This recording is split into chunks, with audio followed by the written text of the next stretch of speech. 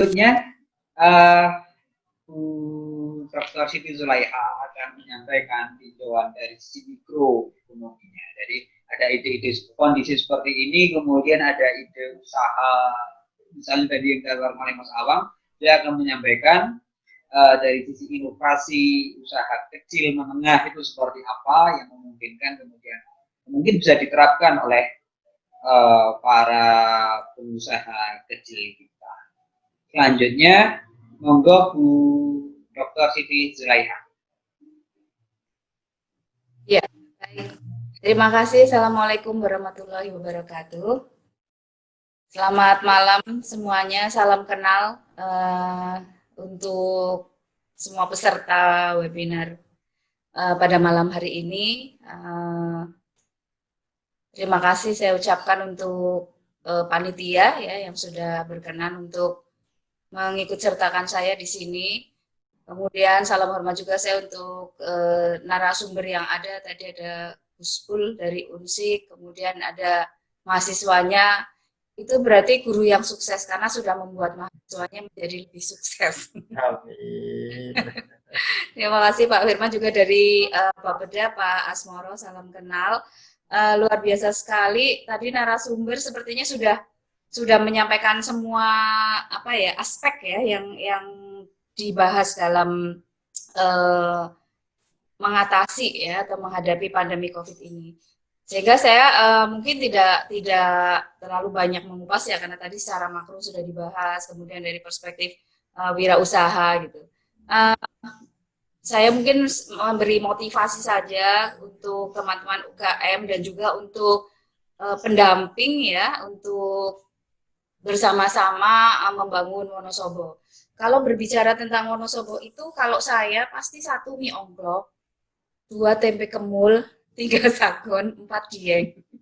Itu seperti itu. Jadi sejauh ini pun pemahaman saya belum beranjak dari itu gitu. Jadi saya terus terang tidak tahu ada apa ya yang muncul dari Purbalingga. Dari Wonosobo. Yang mungkin baru ya mungkin misalnya Karika, oke lah masih baru. Kemudian padahal sebetulnya kalau saya kecil tuh karena saya aslinya Banjarnegara jadi saya sangat familiar dengan makanan Wonosobo. Opak ketan yang gurih, yang manis, sagon, racikan.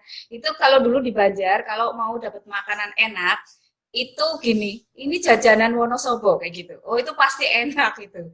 Nah saya rasa apa yang ada di memori saya ketika saya kecil itu memang merupakan apa ya produk unggulan lah katakanlah. Yang saya baca dari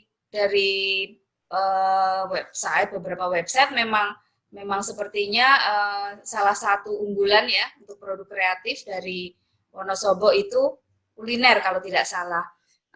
Saya juga sangat apresiasi ketika Wonosobo ternyata sudah selangkah lebih maju lah dibanding beberapa kabupaten di sekitarnya ketika sudah mulai merancang ke arah terbentuknya kota kreatif. Ini luar biasa karena kebetulan saya di kabupaten sebelah itu baru tahap penelitian mengenai bagaimana minat dari stakeholder itu ya dari Pentaholik untuk mendukung terbentuknya kota kreatif di kabupaten sebelah.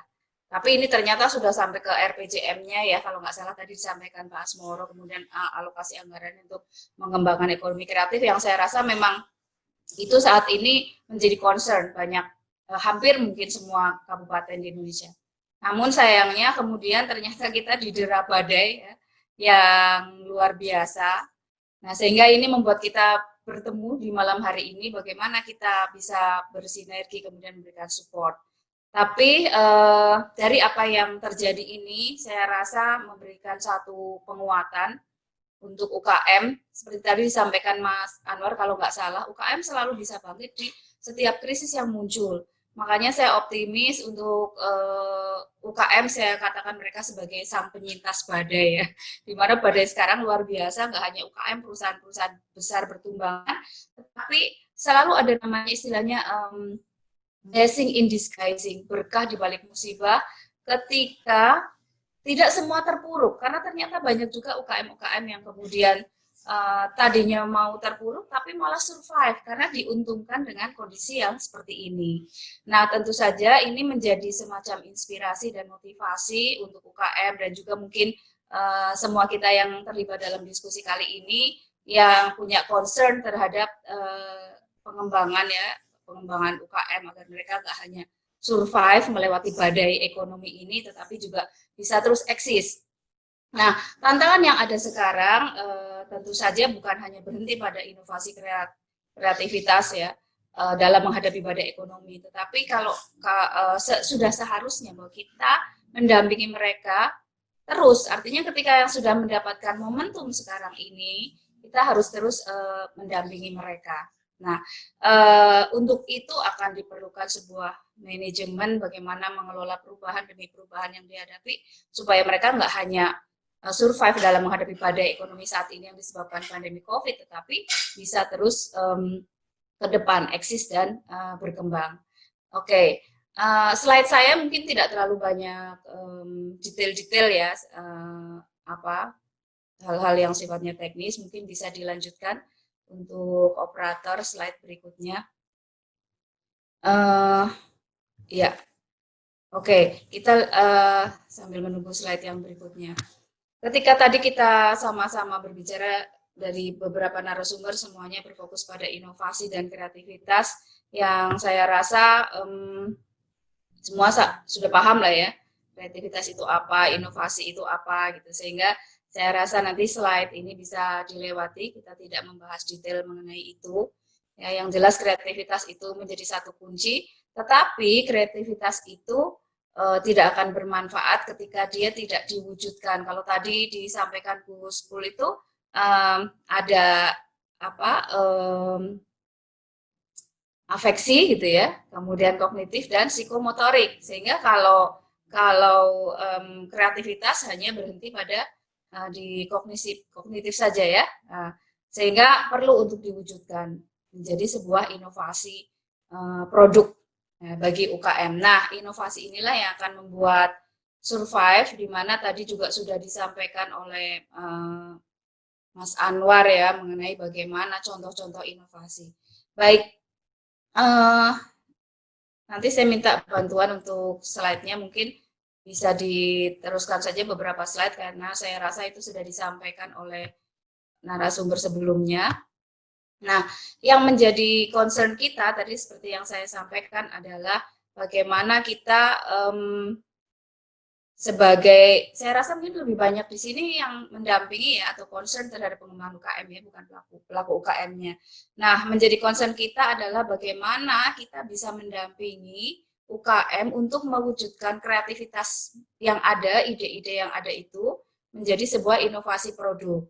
Kemudian yang sangat penting juga bagaimana kreativitas itu dimunculkan, tetapi jangan berupa produk latah kayak gitu. Karena sering sekali kita itu biasa latah orang Indonesia. Coba kalau kita lihat sinetron gitu ya, sinetron atau acara di televisi. Kalau satu booming India, maka semua televisi menjadi televisi India kayak gitu. Kemudian nanti satu booming Korea, semua Korea. Nah, ini menjadi satu PR bagi kita, khususnya untuk yang punya concern terhadap pendampingan UKM. Bagaimana kita bisa mengatur supaya masing-masing punya uniqueness ya, punya diferensiasi, kemudian tidak terjun dalam satu bisnis latah tadi ya, dalam bisnis latah yang akhirnya semua mengerjakan produk atau hal yang sama. Nah, sehingga di sini ketika ada satu ide menjadi tugas untuk kita semua, khususnya stakeholder yang terkait dengan ini, yang kalau di kreatif biasanya kita kenal dengan pentaholic ya, tadi ada akademisi, kemudian bisnis, kemudian ada komunitas kreatif, kemudian dari pihak government atau pemerintah dan media massa juga berperan sangat penting. Nah, ide yang ada, kreativitas yang ada inilah yang harus di manage ya. Kita bisa beralih ke slide berikutnya untuk operator.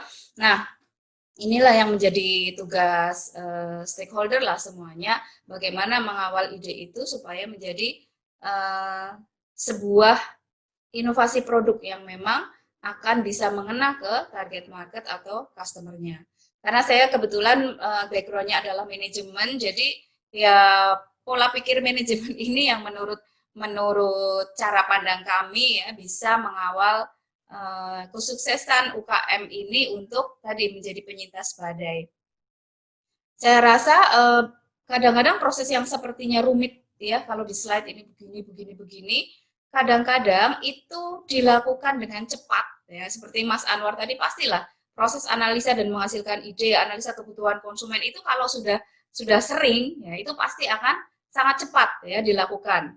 Nah, kemudian bisa membaca peluang pasar dan sebagainya. Namun yang penting adalah ketika itu tadi ide-ide itu kita kawal, kemudian kita arahkan supaya tadi tidak menjadi bisnis lata, kemudian lebih fokus ke target market.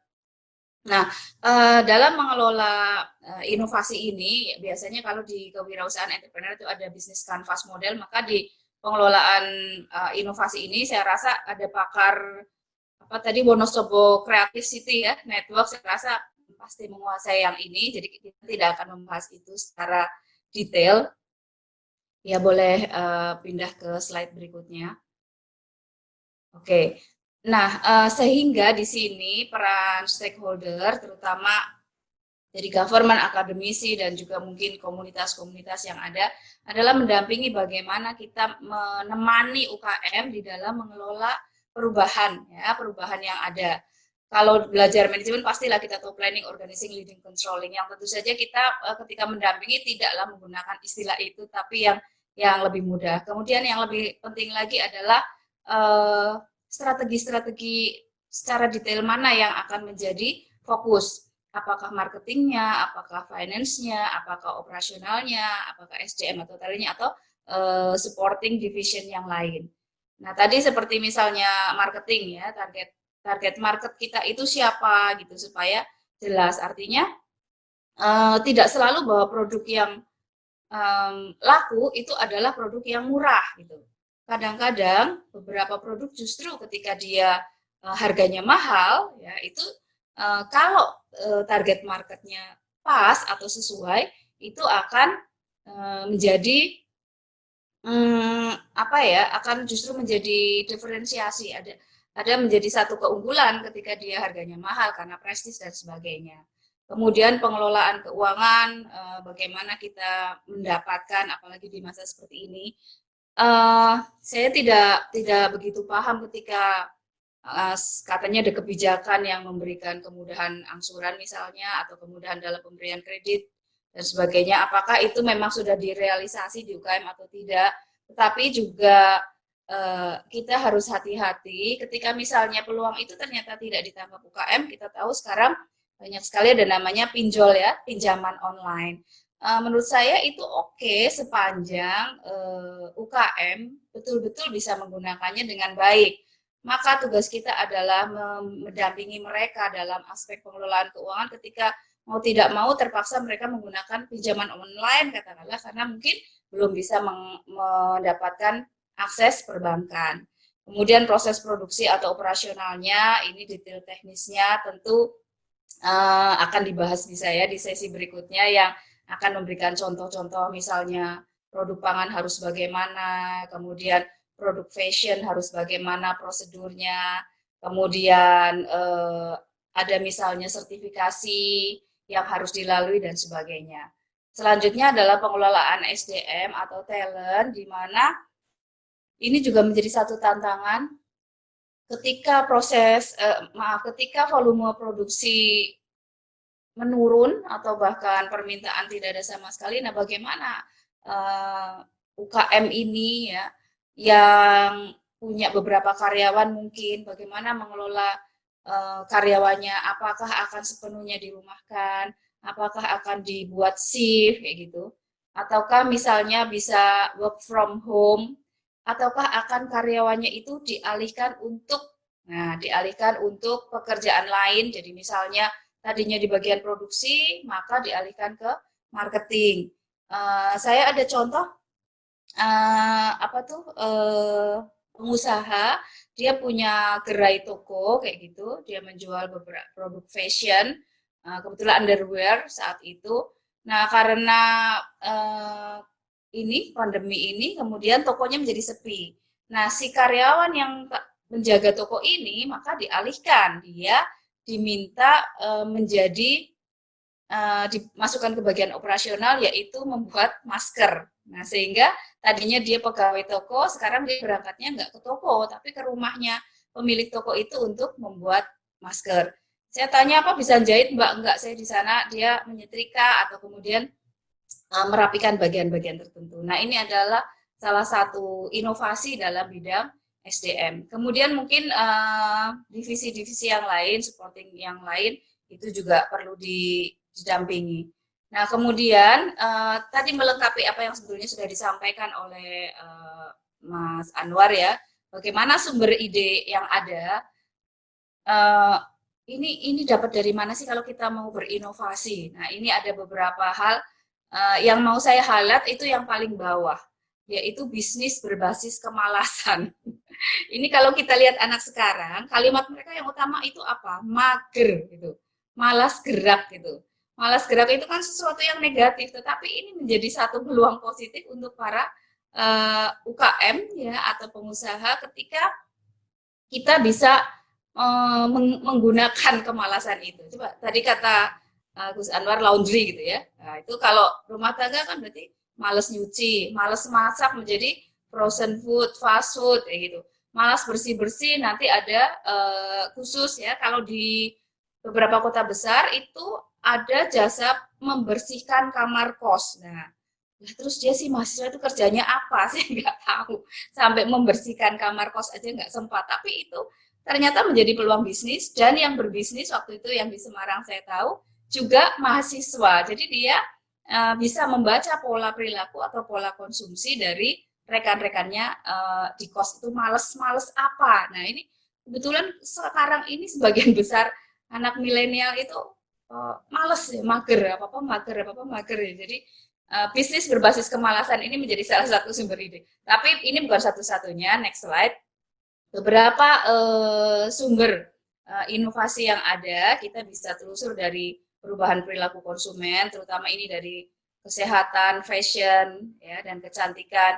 Jadi kalau kita amati, kalau bisnis sekarang kan kebanyakan online, dan yang online itu biasanya anak-anak muda.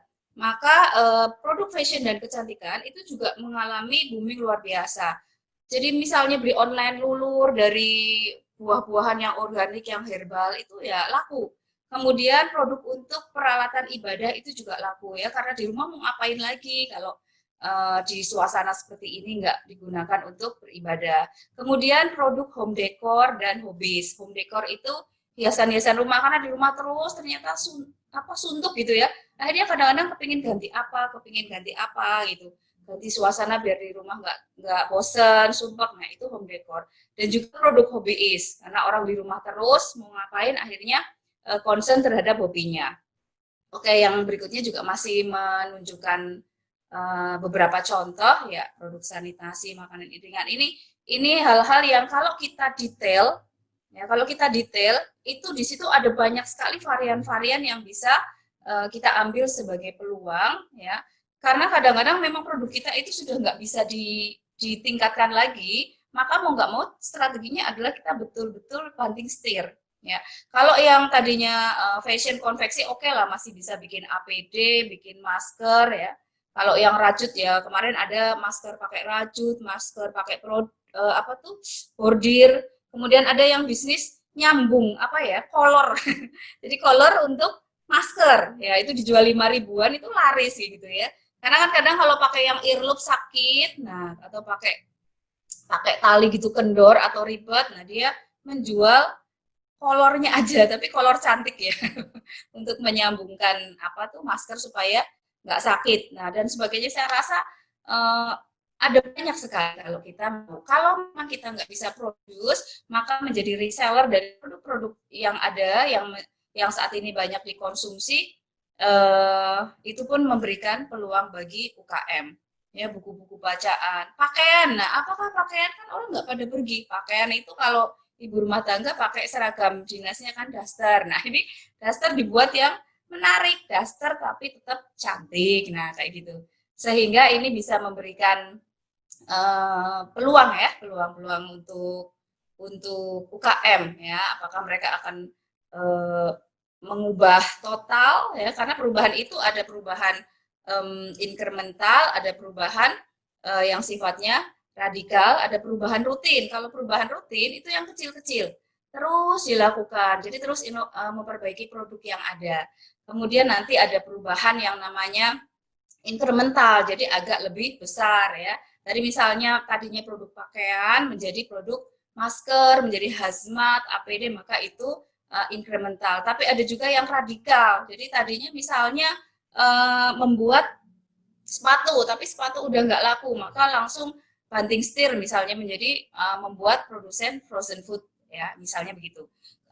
Sebagai contoh bahwa pola perubahan konsumsi ini sangat berpengaruh. Sebuah UKM dia dulu menjual makanan tadi frozen food, jadi ayam kampung yang sudah diungkep kemudian di vakum ya, dia sempat drop, kemudian dia banting setir menjadi petani lele. Tetapi ketika sekarang kondisinya begini, dia bangkit lagi ya, ayamnya bangkit lagi, yang di vakum itu bahkan dia bisa sampai ribuan. Jadi tadinya dia sudah tutup, ayamnya itu sudah tutup, dia beralih ke menjadi peternak lele. Tetapi sekarang bangkit lagi dan bahkan sampai ribuan, reseller sampai di Jakarta dan sebagainya. Nah, kemudian kita tahu sekarang sepeda itu juga boomingnya luar biasa. Sepeda itu nggak cuma haknya toko sepeda, karena nanti aksesorisnya itu akan banyak banget. Yang pakaian, yang tas, kemudian yang botol minumannya, kemudian yang misalnya topi, kacamata, dan sebagainya. Jadi turunan dari hobi sepeda itu ada banyak sekali peluang yang bisa digunakan. Ya, kita misalnya nggak ada modal untuk berjualan sepeda, ya karena beli sepeda itu sekarang inden ya kalau di Purwokerto. Kemudian kita bisa pilih ya pernik-pernik atau hal-hal yang kecil yang lain yang terkait dengan bisnis sepeda itu.